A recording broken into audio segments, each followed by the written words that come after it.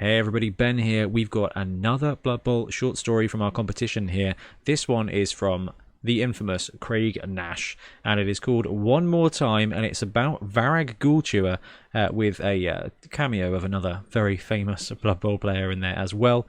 You will have to forgive me. It's probably the most voices I've had to do, so bear with me.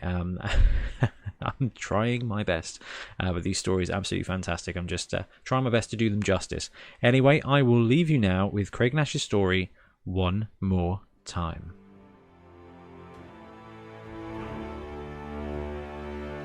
One More Time, taken from the memoirs of Varag Ghoulchewer, a Blood Bowl short story by Craig Nash.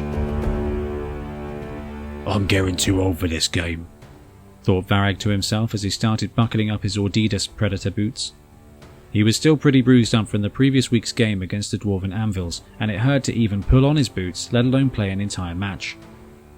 He would have turned this game down, but 300,000 gold credits was not to be sniffed at, and his agent Sid was so happy with his 10% cut that he did all but play the game himself as Varag to change his mind.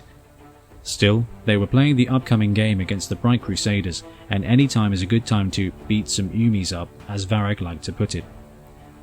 Varag pulled on his armoured shoulder pads and picked up his famous handspike Ed Cutter from his locker, cracking his neck in the process. Now he was ready.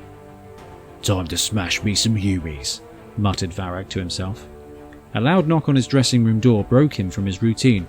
What? Shouted Varag, more threatening than surprised. Mr. Ghoulchewer, Mindy Piewhistle, Spike Magazine. I just wanted to get your thoughts pre-game on the latest developments on the Bright Crusaders team. Varag swung the door open to be faced by the pint-sized reporter. What developments are these? I don't know no developments. Sid!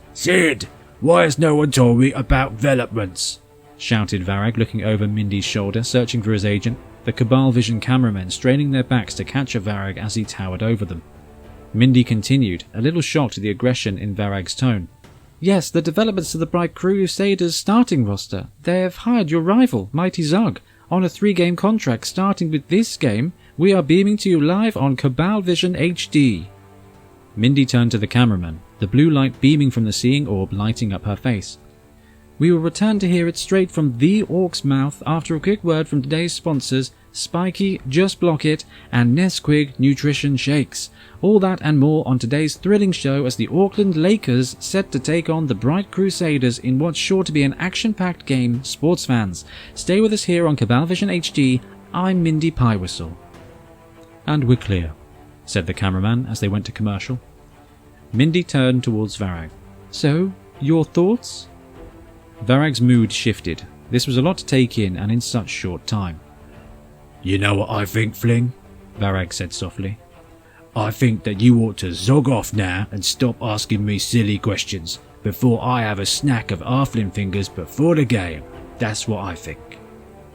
Varag slammed the door in the halfling reporting team's faces and paced straight over to pull on Ed Cutter, more as a comfort than an ally. Varag looked at himself in the mirror on his locker door. Could he do it? Could he go one more time against Zug? He knew that the enormous human could hold his own better than most star players, and Varag had the scars from broken bones to prove it. Both of the players were past their prime, and both had seen their glory days in Blood Bowl come and go.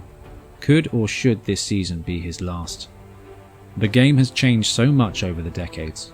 What with the Thunder Valley Greenskins smashing through the Southern Leagues, and the new teams turning up almost daily, added to the passing rate dropping off a cliff last season, maybe Varag should take late retirement.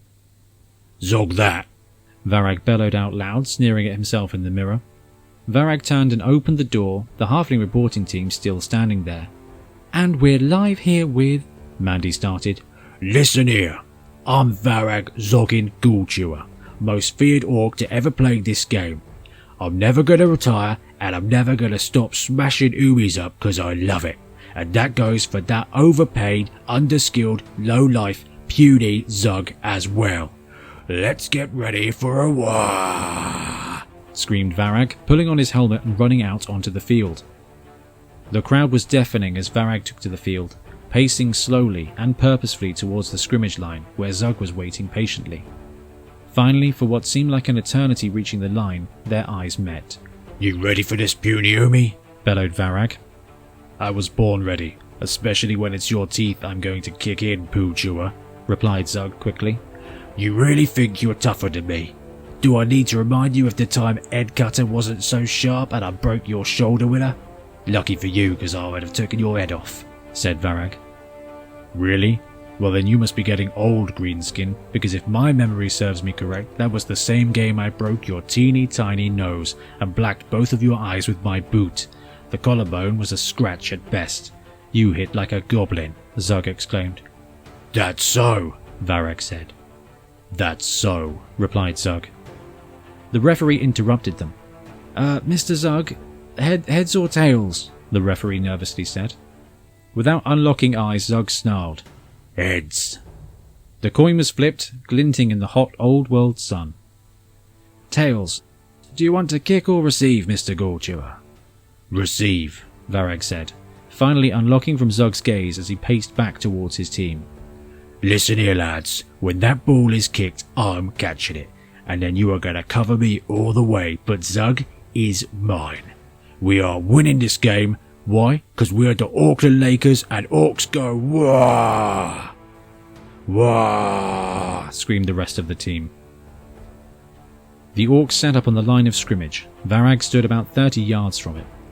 The ball was launched high into the air, but landed perfectly in Varag's hands. The roar of Orc fans was overpowering, and that alone would be enough to scare most men into sleepless nights, but not Zug, and not the Bright Crusaders.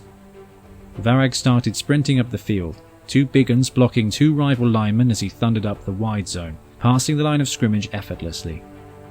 Wilhelm Gracie, the famous number 6 Bright Crusaders blitzer, struggled free of Lobber Squigchuck, the thrower-turned-lineman for the Lakers, and started hurtling towards Varag at the speed of an elf. Varag quickly made an abrupt stop as the blitzer went airborne and came hurtling down onto Varag's shoulder pad with a loud crack as he thrust his shoulder into the jaw of the unfortunate blitzer, knocking him unconscious before he hit the floor. That's when Varag saw him. 7 feet 2 inches and not a piece of fat on his bulging muscular frame. Zug stomped his way towards Varag at an impressive pace for such a big man. He was 20 feet away from Varag, like a cannonball, fury in Zug's eyes. Varag needed to react, and fast. 15 feet. If I stop again, he's going to plough through me like I'm nothing, thought Varag. 10 feet away. If I keep running, he's going to blitz me into next week. Varag pondered quickly. 5 feet. Varag braced for impact, Ed Cutter raised above him. The end.